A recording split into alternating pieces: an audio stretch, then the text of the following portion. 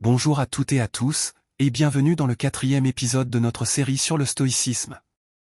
Aujourd'hui, nous allons parler d'un concept qui, dans notre monde moderne, semble presque paradoxal, la discipline et la vraie liberté.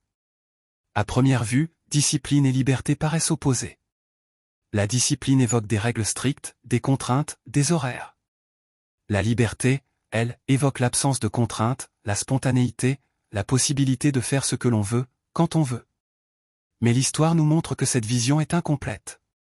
Dans l'Antiquité déjà, les philosophes savaient que la liberté politique n'assurait pas la liberté personnelle. Des citoyens libres de Rome vivaient pourtant prisonniers de leurs désirs, de leur colère, de leurs craintes.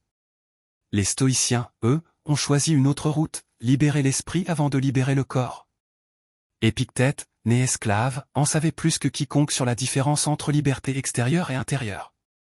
Il enseignait: nul homme n'est libre s'il n'est pas maître de lui-même. La discipline selon les stoïciens. Pour les stoïciens, la discipline n'est pas une prison, mais une structure qui permet à notre nature rationnelle de s'exprimer pleinement. Marc Aurèle écrivait: celui qui vit en accord avec lui-même vit en accord avec l'univers. Cela signifie que lorsque nous organisons notre vie autour de principes clairs et d'actions alignées avec nos valeurs, nous gagnons en paix intérieure et en liberté véritable. 2. Liberté extérieure vs liberté intérieure. La liberté extérieure, c'est pouvoir agir sans contrainte physique ou sociale. La liberté intérieure, c'est être maître de ses pensées, de ses émotions et de ses choix, même au cœur des contraintes. Les stoïciens nous disent: vous ne contrôlez pas toujours ce qui se passe autour de vous, mais vous pouvez toujours contrôler la manière dont vous y répondez. Et cette maîtrise demande de la discipline. 3. Les chaînes invisibles. Aujourd'hui, beaucoup pensent être libres simplement parce qu'ils peuvent scroller des heures sur leur téléphone, regarder ce qu'ils veulent, manger ce qu'ils veulent.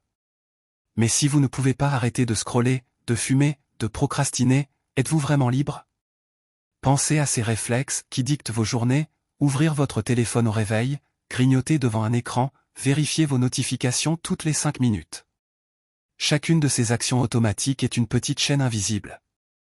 La vraie question stoïcienne est: suis-je capable de choisir consciemment? Et cette capacité se développe par la répétition d'actes disciplinés. 4. Construire sa discipline personnelle. Les stoïciens ne croyaient pas à une discipline imposée par l'extérieur comme seul moteur de progrès. La vraie discipline vient de l'intérieur, elle est volontaire, choisie, assumée. Sénèque disait: rien n'est plus honorable que de maîtriser sa liberté. Construire cette discipline personnelle, c'est se donner un cadre clair.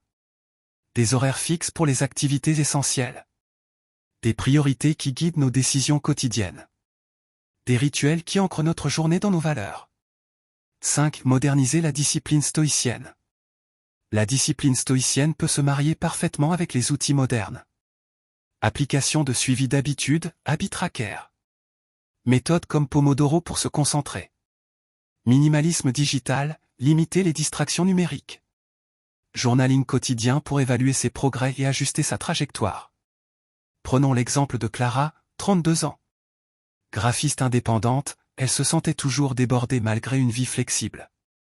En appliquant une règle stoïcienne, y commencer chaque journée par 90 minutes de travail profond avant toute distraction, elle a doublé sa productivité en un mois, réduit son stress et retrouvé du temps pour sa famille. Sa liberté ne venait pas de l'absence de contraintes, mais du choix conscient de ses priorités. 6. Exemples concrets, le matin stoïcien. Imaginez commencer chaque matin par un moment de silence, observer ses pensées sans jugement. Une revue des objectifs du jour, noter 3 actions essentielles. Une pratique physique, marche, étirement ou sport. Une réflexion stoïcienne, lire un passage de Sénèque ou Marc Aurèle. Ce rituel, répété, construit une stabilité qui rend la journée plus claire et moins réactive. 7. Discipline et choix difficiles. Être discipliné, ce n'est pas se priver de plaisir, mais savoir dire non aux choix qui nuisent à long terme. C'est préférer un entraînement sportif à 1 heure supplémentaire devant la télévision. C'est choisir de travailler sur un projet important plutôt que de céder à la tentation des réseaux sociaux. Chaque non conscient est un oui à votre liberté future. 8. Les bénéfices invisibles. Au début, la discipline peut sembler dure, presque rigide. Mais après quelques semaines, elle devient un réflexe, puis une seconde nature. Et c'est là que la magie opère. Vous avez plus d'énergie. Vous vous sentez plus en contrôle. Vous vous respectez davantage. Ce respect de soi est le cœur de la liberté stoïcienne. 9. Petit entraînement pratique. Pendant les 7 prochains jours, choisissez une seule habitude stoïcienne à développer. Exemple, 10 minutes de lecture philosophique chaque matin. Tenez-vous sans exception. Notez chaque soir vos pensées et votre ressenti. Au bout d'une semaine, vous sentirez déjà une différence subtile mais puissante. 10. Conclusion. La discipline stoïcienne n'est pas une contrainte qui enferme, mais une clé qui ouvre toutes les portes.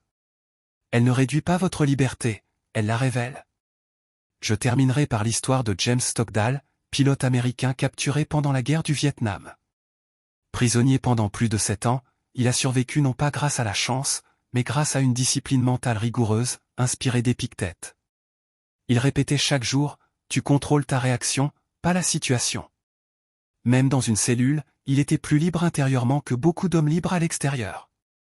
Alors, la prochaine fois que vous hésitez à respecter votre engagement envers vous-même, rappelez-vous, chaque acte de discipline est un acte de libération.